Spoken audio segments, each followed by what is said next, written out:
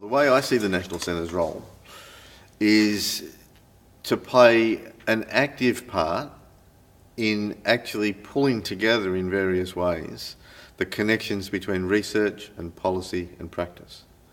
So I think of it as a triangle, and I think of it as a dynamic space and as a contested space, But it's about trying to make those sorts of connections, to get research to inform practice, to get research to inform policy, to get the policy, practice, research dynamic and get those connections working, because often the people involved in doing the research are not involved in the policy development.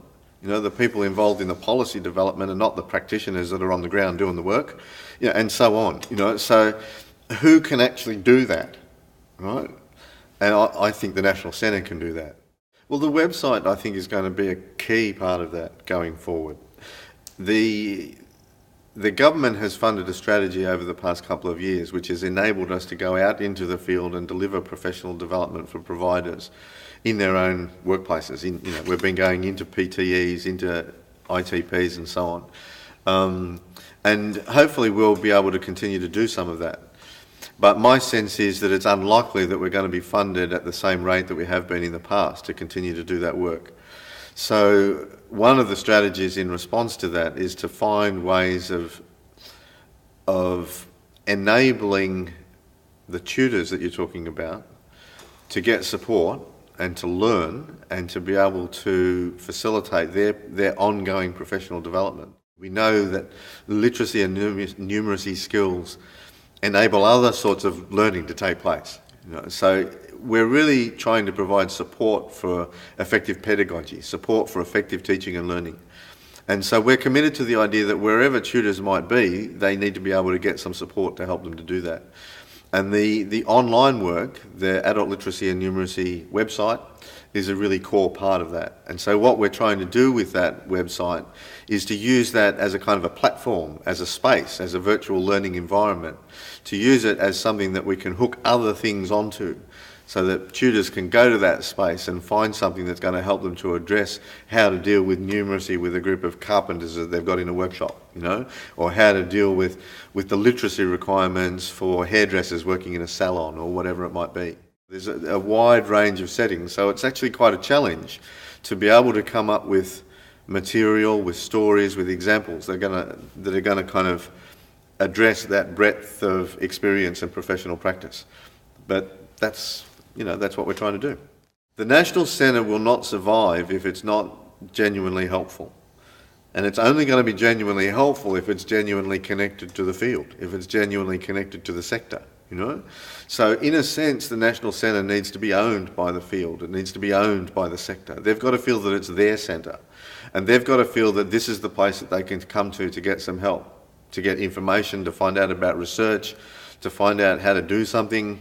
We've been thinking about maybe doing some sort of action research, but we're not really quite sure how we'd do it, or, the National Centre is the place that you can go to. You can pick up the phone, you can send an email, and someone there will respond to that inquiry and say, yes, that's something that, have a look at this, or read this, or have a think about that, or I'll put you in touch with someone else who's, So it's that notion of connections, and it's that notion of trying to add value, to find ways of identifying what's working really effectively and expanding that, amplifying that, extending it, taking the principles and the practices and then recontextualising them, looking at how they might apply in a different setting. It's that kind of appreciative inquiry, really understanding what works and why, and finding ways to grow that across the system.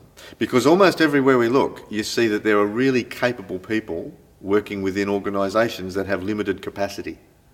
So you go to the organisation, they say, oh yes, we could do that. And you say, well, could you do it next month? And they say, well, no, because the people that have got the capability to do that are already fully engaged. But we need to be able to build that capability across the system, because there's so much to be done. Everywhere we look, there's so much to be done. With youth, with Maori, with Pacifica, in workplaces, in ITPs, in private providers, in industry training organisations. Everywhere you look, there's so much to be done. And the number of people with the depth of skill and understanding and capability to address those issues is not sufficient.